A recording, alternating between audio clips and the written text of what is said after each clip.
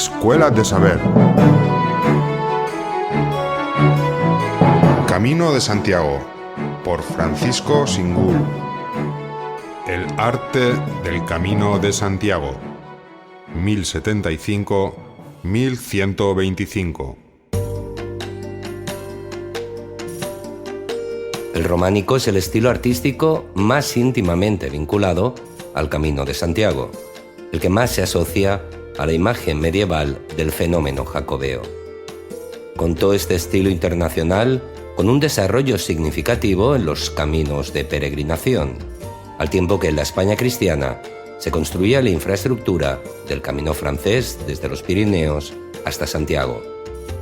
Cierto es que en el siglo IX, en la primitiva Compostela, florecieron importantes ejemplos vinculados al culto jacobeo, en concreto las basílicas patrocinadas por los reyes astures Alfonso II y Alfonso III, con sus perdidos murales, posiblemente parecidos a los de Santullado, en Oviedo, y sus ajuares de orfebrería sacra. Sin embargo, será el románico el arte medieval propiamente dicho del Camino de Santiago, el que definirá mejor el misterio de la fe y del peregrinaje, creado entre fines del siglo XI y principios del XII. La arquitectura románica de los caminos de Francia y España definió los espacios sagrados destinados al culto en ciudades, pueblos, aldeas y comunidades monásticas del mundo rural. Un inmenso caudal cultural y de pensamiento ligado al peregrinaje y a la devoción por las reliquias. Gran parte de estos edificios conservaban en criptas y altares cuerpos santos o reliquias célebres, tesoros que potenciaban la sacralidad de cada itinerario y del propio templo. Con la introducción de Cluny en la España cristiana, los monjes propiciaron la construcción de nuevas iglesias, cada una de ellas considerada el corazón de la abadía, su motor espiritual, centro de la vida litúrgica de cada comunidad. Cada templo monástico también funcionaba como núcleo aglutinador de los esfuerzos espirituales y culturales que estimulaban a las comunidades de campesinos del entorno, una estructura física y simbólica que naturalmente daba servicio a los peregrinos que acudían a su hospitalaria entrada, solicitando consuelo espiritual, manutención y un lecho al que acogerse. Las reliquias constituían una permanente atracción para las masas devotas, sobre todo aquellas situadas en los caminos de paso hacia Santiago de Compostela. Cada iglesia románica construida en estas rutas poseía un conjunto de sagrados restos que prestigiaban al santuario en concreto y en general a la institución eclesiástica o a la comunidad monástica del que formaba parte. Un prestigio y un poder sobrenatural que elevaba la autoridad moral de la monarquía que patrocinaba las obras de dicho templo relicario, ligando así el poder regio emanado de Dios al patrocinio de una casa sagrada donde es posible el misterio del milagro. A finales del siglo XI surgió un grupo de templos con características tipológicas parecidas en los caminos de Santiago de Francia y en la propia Compostela. Un grupo identificado como una familia de grandes templos románicos, denominados iglesias de peregrinación. Formalmente presentan una tipología común en planta, además de notables semejanzas estilísticas en alzado, y todas ellas tienen también en común ser receptáculos de reliquias célebres y estar situadas en caminos de peregrinación. En la España cristiana de la época, coincidiendo con la construcción material de la infraestructura física del camino francés, la iglesia secular, los benedictinos y los reyes auspiciaron la creación de un grupo de iglesias y catedrales, algunas desaparecidas, pero con rasgos comunes, fruto de interrelaciones e influencias, y con un nervio creativo de origen francés que estimuló a los talleres que trabajaron en ellas. Se crearon también, aunque en menor medida, edificios civiles de gran fuste, como el Palacio de los Reyes de Navarra, en la ciudad de Estella, o el Palacio Episcopal de Santiago de Compostela, popularmente conocido como Palacio de Gelmírez, edificio engrandecido por la mitra en los siglos XIII y XIV. A lo largo de las rutas jacobeas se difundieron ideas, técnicas y modelos que favorecieron un gran dinamismo artístico y cultural. Esta vitalidad dio lugar a un singular espacio de culto y cultura, en el que se dieron cita las grandes obras del estilo románico. Como parte de una cultura integral, estos templos adaptaron su diseño para dar respuesta a las necesidades nacidas de la gran afluencia de masas, las innovaciones litúrgicas de la Reforma gregoriana y las características propias de la cultura monástica auspiciada por Cluny. Estos procesos, desarrollados en la península ibérica en el último cuarto del siglo XI, época de Alfonso VI de Castilla y León y Sancho Ramírez de Aragón y Navarra, avivaron la creación de grandes edificios religiosos en el ámbito rural y en los núcleos urbanos del Camino de Santiago. En esta época, las rutas jacobeas constituyeron la principal red de comunicación de Occidente, a través de la cual se transmitía el pensamiento y la cultura. Por su parte, los peregrinos conformaron un público devoto, consumidor y al mismo tiempo transmisor de productos culturales y comerciales. Una transmisión orientada hacia dos direcciones: Compostela y su tierra de origen, más allá de los Pirineos, hacia los confines septentrionales y orientales de la cristiandad latina. Esta favorable coyuntura histórica de la España cristiana impulsó la creación en un corto periodo de tiempo de una serie de edificios religiosos en el Camino de Santiago. En estas fábricas monásticas o catedralicias se concentraron, como una suerte de síntesis magistral, los esfuerzos teóricos y las experiencias técnicas de varias generaciones de maestros, oficiales y aprendices. Uno de los problemas resueltos fue la construcción de bóvedas pétreas capaces de cubrir amplios espacios. Estas bóvedas se emplearon en las naves y capillas de los templos monásticos y de las nuevas catedrales, que ordenarían el tejido urbano de las ciudades de los siglos XI y XII. Durante el largo periodo de la Alta Edad Media, los maestros estudiaron las tradiciones artísticas tardoantiguas, concretando un sistema arquitectónico que cristalizaría en el románico, un estilo común a muchos países europeos, con particularidades y localismos que lo enriquecen. Esta regularización propició lo que se denominó el arte del Camino de Santiago. En este espacio físico y simbólico de la peregrinación, Alfonso VI y Sancho Ramírez demostraron en lo edilicio, como si compitiesen entre ellos, el mismo interés y decisión que en la recuperación de viejos caminos y en la construcción de nuevos tramos, puentes y hospitales. La generosidad de los reyes y la capacidad de los maestros constructores lograron una floración de monasterios y catedrales en la ruta de peregrinación. Una serie de espacios sagrados que desarrollaban el papel de guardianes de reliquias, potenciando así el carácter sacro y el aura de maravilla del Camino de Santiago. Los talleres de constructores contaron con una fecunda formación internacional. Conocían técnicas, instrumentos, modelos iconográficos y rasgos de estilo de localizaciones diversas y distantes. No quiere esto decir que el románico de los caminos de peregrinación sea un producto ecléctico y a la vez uniforme. Los localismos y el estilo de los artífices de mayor personalidad, además del talento personal y el esfuerzo colectivo de cada cantería, infunden esos rasgos diferenciadores y específicos que se aprecian en los edificios y piezas aisladas que aún subsisten. La movilidad de maestros y grupos de oficiales y aprendices se da en algunos casos, aunque la mayoría de ellos no tuvo una existencia errante. La circulación de ideas, conceptos, técnicas, modelos y estilos no está vinculada necesariamente a la itinerancia física de los artífices. Bastaba con una transmisión de los círculos gremiales adecuados, de pergaminos con dibujos, croquis, informes técnicos y cálculos matemáticos. Por otra parte, los textos bíblicos que servían de fuente de inspiración eran comunes a todos. Con estas herramientas, los maestros seleccionaban a sus operarios en un aprendizaje de carácter práctico y continuo, que pasaba de una generación a otra. En esta estructura gremial, los conocimientos se transmitían de padre a hijo, de maestro a oficial y de oficial a aprendiz. Muchos artistas se formaban en una catedral y continuaban su profesión en la misma cantería, finalizando la obra comenzada por sus abuelos o dejando ese privilegio a sus hijos o nietos. En el ámbito hispano-francés hay, sin embargo, algunos casos de itinerancia de arquitectos y escultores románicos.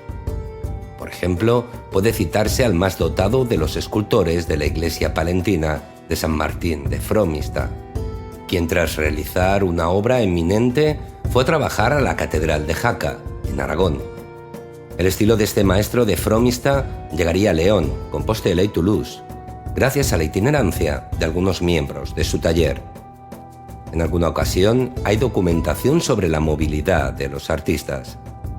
Esteban, maestro de la obra de Santiago, tras dejar la Basílica Jacobea, se encontraba en 1101 en Pamplona, dirigiendo las obras de su catedral románica. Pese a ello, el tema de los talleres itinerantes, como el de las escuelas regionales, es un viejo tópico de la historiografía artística. Las influencias estilísticas de los maestros de las catedrales y abadías del Camino de Santiago se explican en el marco de una cultura común. En España se hizo evidente la huella francesa, sobre todo en las canterías del último cuarto del siglo XI. Los primeros escultores que trabajaron en los inicios de la Catedral de Santiago y en la iglesia palatina de San Isidoro de León tienen en común, justo es decirlo, una filiación estilística francesa.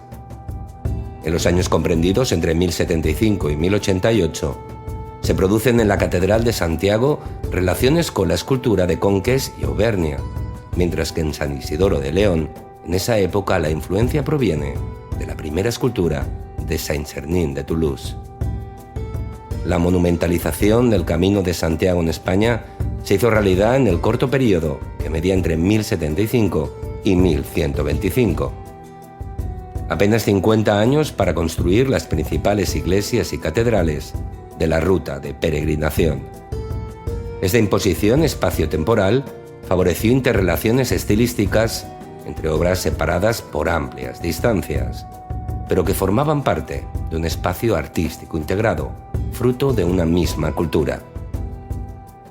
En este ambiente artístico común hay obras relacionadas con los caminos de Le Puy, Arles-Toulouse y el Camino francés en España.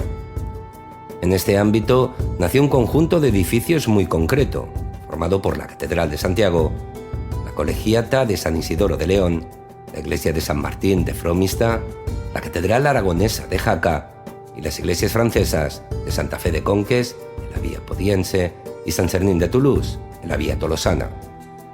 A este conjunto habría que añadir las desaparecidas fábricas románicas de las catedrales de Astorga, León, Burgos y Pamplona. Todas estas obras monumentales del camino muestran, como en un juego de espejos, parecidos y relaciones de estilo. Diversas interrelaciones expresadas a través de la arquitectura y de la escultura de portadas y capiteles. Pero sobre todo, debe destacarse la vinculación entre todas las demás iglesias con respecto a la Catedral de Santiago, meta del camino de peregrinación. En Compostela se logró el ejemplo culminante, el más perfecto, de las iglesias románicas. Un modelo clásico que se reflejará en las demás iglesias de su familia, gracias a la facilidad de comunicación en ese espacio integrado de culto y cultura que es el Camino de Santiago en el siglo XII. La escultura románica tiene puntos de encuentro en Compostela, Conques y Toulouse, pero no son las únicas afinidades estilísticas, puesto que las tres forman parte del grupo tipológico denominado iglesias de peregrinación. Toulouse y Compostela construyeron sus grandes templos románicos al mismo tiempo, aunque de modo independiente, sin relaciones directas. Es verdad que a fines del siglo XI, en el taller compostelano dirigido por el maestro Bernardo el Viejo, se sintió la influencia de los escultores de Conques, y que en época de Diego Gelmírez, a principios del siglo XII, en la portada de las platerías, se detecta el influjo de Saint-Sernin de Toulouse, aunque transmitido de modo indirecto, a través de piezas suntuarias, de orfebrería o marfil. Las iglesias de peregrinación forman un exclusivo grupo, en la actualidad incompleto tras las destrucciones padecidas en Francia tras los procesos revolucionarios de 1789, compuesto por San Martín de Tours, San Marcial de Limoges, demolida a fines del siglo XVIII, Santa Fe de Conques, San Sernín de Toulouse y Santiago de Compostela. Cada uno de estos edificios está ubicado en alguno de los itinerarios descritos hacia 1135 en el libro V del Códice Calixtino. Así, en la vía turonense se encuentra la colegiata de San Martín de Tours. En la vía lemosina estaba la abacial benedictina San Marcial de Limoges. En la vía podiense, el camino de Le Puy, se construyó la abacial benedictina de Santa Fe de Conques. En la vía tolosana se construyó la colegiata de San Sernín de Toulouse y al final del camino, en Compostela, la Catedral del Apóstol. Las características comunes más evidentes en esta familia de iglesias se encuentran en su planta de cruz latina, con capilla mayor rodeada por girola con capillas radiales, y crucero y cuerpo del templo dividido en varias naves. Un diseño que ofrece soluciones espaciales y de comunicación interna, en relación con la veneración a las reliquias por parte de los peregrinos que deambulan por naves y capillas. Esta tipología común está muy bien definida y es fruto de la búsqueda de soluciones constructivas y estéticas para atender a una serie de problemas planteados en la Alta Edad Media. La definición tipológica del grupo de peregrinación se puede concretar afirmando que son iglesias que combinan basílica y martirium, dando una respuesta espacial, práctica y simbólica a la devoción de masas. La parte basilical se muestra en la planta de cruz latina que presenta cada templo, con 3 o 5 naves en el brazo mayor, crucero bien desarrollado y dividido en 3 naves, con pilares de sección cruciforme como elementos de sustento y para la articulación del espacio. La parte martirial se concreta en su cabecera, con el altar mayor rodeado por un deambulatorio o girola al que se abren varias capillas radiales. En el alzado interno presenta una estructura arquitectónica dominada por la bóveda de medio cañón, el arco de medio punto y los pilares. Estos últimos están formados por un núcleo de sección cuadrada o circular, rodeado por columnas entregas que soportan los arcos torales y los arcos fajones. Sobre los arcos torales se monta la tribuna, el piso alto de las naves laterales, mientras que en los fajones se apoya la bóveda de cañón de la nave central. Los brazos del crucero o transepto, dividido en 3 naves, presentan capillas absidiales como las de la girola, que sirven para albergar altares con reliquias. En la intersección de ambos brazos del crucero se levanta una torre o cimborrio, sostenido por trompas, que son unos elementos arquitectónicos que sirven para pasar de la planta cuadrada a la poligonal. El cimborrio puede servir como torre de defensa o también como campanario.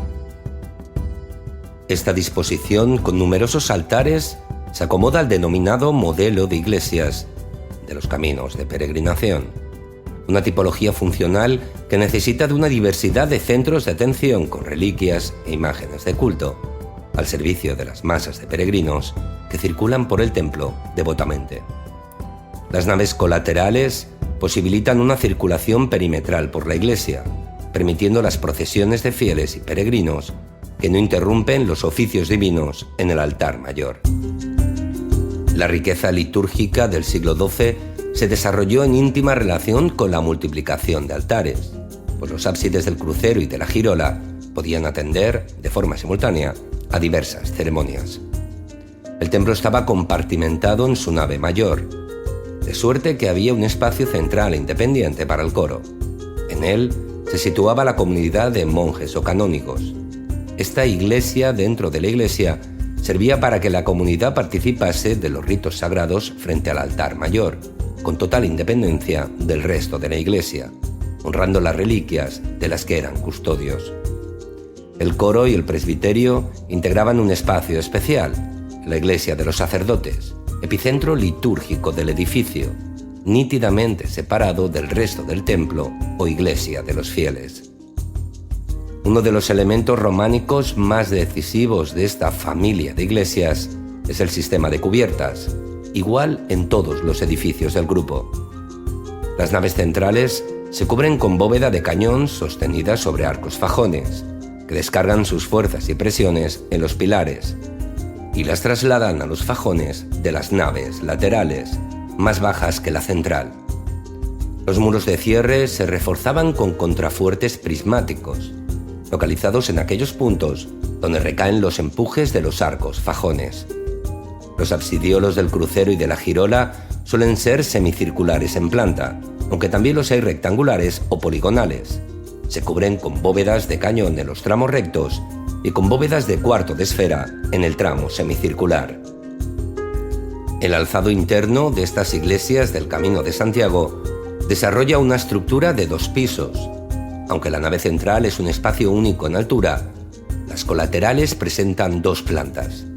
El piso inferior, visto desde la nave central como una elegante sucesión de arcos de medio punto, se cubre con bóveda de arista, y sus muros cuentan hacia el exterior con ventanas que permiten el paso de la luz, una iluminación que potencia un plástico interior de claroscuros, con zonas intensamente bañadas por la luz y otras en penumbra. La tribuna o piso superior también cuenta con vanos hacia el exterior, para iluminar indirectamente la nave central a través del triforio. La tribuna se cubre con bóveda de cuarto cañón sobre arcos fajones de cuarto de círculo, un sistema que contrarresta los empujes y presiones de la bóveda mayor.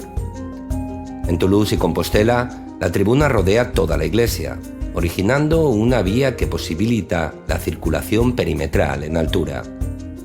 Hacia la nave, el triforio presenta una sucesión de vanos de medio punto, amainelados, que se repiten en cada tramo y que definen la nave central en altura.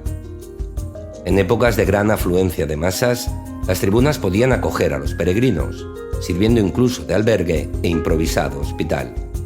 En condiciones normales, sin embargo, la tribuna servía de paso elevado y discreto para el alto clero. En Compostela, el arzobispo y los canónigos también podían usar estos espacios para situar altares de devoción privada. Las puertas y ventanas de las iglesias de peregrinación, como es común a la arquitectura románica, dibujan arcos de medio punto y se decoran con arquivoltas, columnas y capiteles con escultura decorativa o historiada. Los programas iconográficos de esta escultura son de corte bíblico y carácter moral, en armonía con el proyecto regenerador de la Reforma gregoriana. En Toulouse y Compostela, los portales del crucero se decoran con relieves en sus columnas exteriores, tanto en fustes como en capiteles. Una escultura que también alcanza los frisos labrados sobre las puertas, a los canecillos que sostienen los aleros y a los tímpanos enmarcados por las arquivoltas. En Santiago, este programa escultórico incluye a la fachada occidental.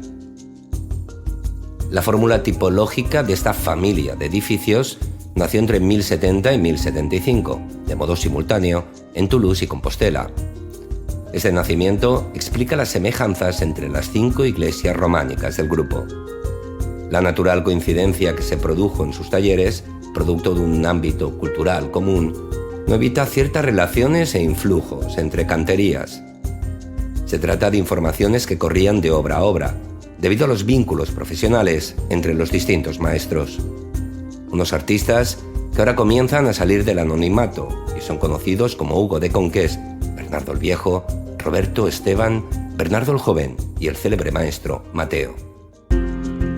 La tradición de algunas soluciones y diseños de estos templos se encuentran en la experiencia arquitectónica de la antigüedad, como es el caso de los 2 pisos en altura de las naves laterales, solución tomada de las basílicas romanas y de las iglesias paleocristianas del siglo IV. Estas arquitecturas romanas bajoimperiales estaban cubiertas con armaduras de madera, sistema que perdura en muchas iglesias románicas. Durante los siglos XI y XII, los arquitectos románicos en general, y del Camino de Santiago en particular, prefirieron abovedar todo el edificio, evitando los efectos destructores de los incendios. Esto supone una novedad, cubrir con bóvedas de piedra todo el espacio, voluntariosa solución que se inicia a la vez en la España cristiana, sudoeste de Francia y Lombardía. El modelo Toulouse-Compostela, el más perfecto del grupo de peregrinación, se rodea totalmente de colaterales abovedadas, algo que deriva de una serie de búsquedas iniciadas años antes en Alemania y Francia. La consecución de este modelo Toulouse-Compostela se produce gracias al talento de una serie de arquitectos con medios técnicos comunes, tradiciones artísticas semejantes y formación cosmopolita. Unos artistas con inteligencia y mucho oficio, capaces de aplicar soluciones parecidas en unos templos dedicados al culto de reliquias célebres, que van a dar lugar a una tipología funcional como respuesta a unas necesidades precisas. Un racionalismo constructivo apropiado para acoger a grandes masas de fieles, con la posibilidad de ofrecer al público varias celebraciones litúrgicas y rituales a la vez. Este selecto grupo estaba compuesto en suma por unas cuantas iglesias bien dotadas económica y técnicamente, algunas abaciales, varias colegietas y una catedral destinada a albergar la tumba de un apóstol venerado por media Europa. En el Camino de Santiago se dieron también otras tipologías constructivas, fruto de la permeabilidad y creatividad artística de la ruta de peregrinación. El plan central aparece en Navarra en templos como Santa María de Eunate y la iglesia del Santo Sepulcro de Torres del Río. Ambos edificios levantados en la segunda mitad del siglo XII, diseñados con planta octogonal y cubiertos con bóveda pétrea con nervios. En el caso de Eunate, la iglesia aparece rodeada por un espacio funerario, debilitado por una galería de arcos de medio punto, que al igual que la propia iglesia, dibuja un octógono en planta. En Eunate y Torres del Río se produce una evocación consciente de la rotonda del Santo Sepulcro de Jerusalén, el célebre Sancta Sanctorum, ubicado en el centro del mundo, según la cosmovisión y la cartografía de la Edad Media. El recuerdo de la rotonda que cobija el edículo con la tumba vacía de Cristo parece claro en el caso de Torres del Río, pues el edificio navarro fue construido por los caballeros de la Orden del Santo Sepulcro. En Eunate, en su pórtico de arcadas, podría ser que estas referencias a Jerusalén fuesen diferentes, pues presenta un parecido mayor con la iglesia de la Ascensión, en lo alto del Monte de los Olivos, una pequeña rotonda que también estaba rodeada de un pórtico, en la actualidad perdido. En el Camino de Santiago también tuvo importancia la arquitectura románica de plan basilical, construida en pequeño formato. No solo las catedrales y los amplios templos monásticos adoptaron la planta de una basílica, también hay iglesias rurales y en las ciudades, destinadas al servicio de parroquias o pequeños monasterios que se construyeron con 3 naves y cabecera de 3 ábsides. En Navarra hay que resaltar la iglesia monástica de Leire, la iglesia de Santa María de Sangüesa y San Pedro de la Rúa, en Estella, estos 2 últimos templos construidos al pie del Camino de Santiago. Y también la iglesia burgalesa de San Juan de Ortega, vinculada a uno de los santos constructores de la ruta jacobea. Los templos de nave única y un solo ábside también son relativamente abundantes. Sirvan de ejemplo Santa Cruz de la Serós, en Navarra, Santiago de Villafranca del Bierzo, Santiago de Barbadelo, en Sarria, San Juan de Portomarín, a las orillas del Miño, en tierras lucenses, edificio que formaba parte de una comunidad de la Orden de San Juan de Jerusalén, célebre por dedicarse al cuidado del camino y de los peregrinos, y la iglesia de Santa María de Melide. De una nave y 3 ábsides es la iglesia románica del monasterio aragonés de San Juan de la Peña, iniciada en 1094, y la iglesia de San Salvador de Vilar de Donas, en Palas de Rey, Lugo. Esta última también cuenta con un crucero resaltado en planta y formaba parte de un priorato de la Orden de Santiago, en cuyo claustro se sepultaron muchos nobles caballeros gallegos. Tras la experiencia arquitectónica del románico final, que en algún momento se ha denominado protogótico y cuyos ejemplos más espectaculares son el pórtico de la Gloria del Maestro Mateo y el salón de ceremonias del Palacio Arzobispal de Santiago, penetra en la ruta de peregrinación el estilo gótico. El triunfo de la nueva arquitectura del siglo XIII y de los tiempos futuros se inicia con 2 edificios clásicos, la las catedrales de Burgos y León, proyectadas y construidas, en buena medida, por un arquitecto conocido como Maestro Enrique, un artista que anuncia un nuevo modo de recrear en el mundo la imagen de la Jerusalén celeste. Síguenos en escueladesaber.com.